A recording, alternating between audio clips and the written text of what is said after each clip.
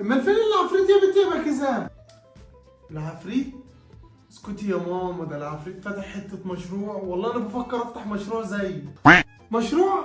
الله عليك يا دي يا عفريت، مشروع ايه يا بنتي يا باكيزة؟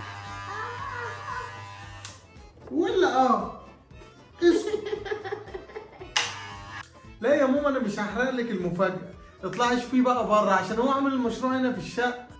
بجد يا بنت مشروع وهنا في الشقة؟ بجد، ده انت اول ما هتشوفيه يا ماما هتقولي لي هشاركك في المشروع اللي انا هعمله. شوقتني يا بنتي يا باكيزة لما اطلع اشوف.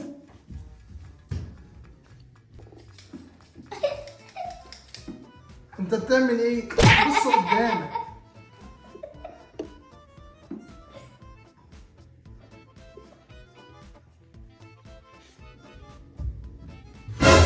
ايه ده؟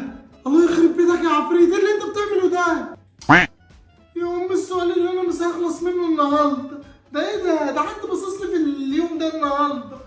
يا ماما يا ماما ماسك مقص يعني وجنبي المكن الحلاقه ده، هاكل ليه؟ اشتغلت حلاق يا ماما وفتحت السقه دي صالون. ايه اللي انت عملته في الواد ده؟ ده ابوك لما يجي هيعمل منك بطاطس محمر.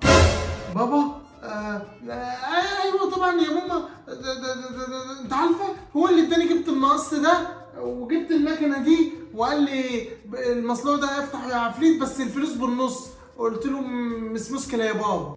طب يا عفريت لما ابوك يجي هقول له هشوفك بتكذب ولا لا. لا يا ماما ما تقلقيش بقى، انا مش بكذب على فكره، وغير كده سيبيني بقى علشان اشوف اكل عيسي. ايه ده انت بتعطليني يا ماما؟ يلا بقى يا عم انت. ماشي لما ابوك يجي. هو ده المشروع الحلو يا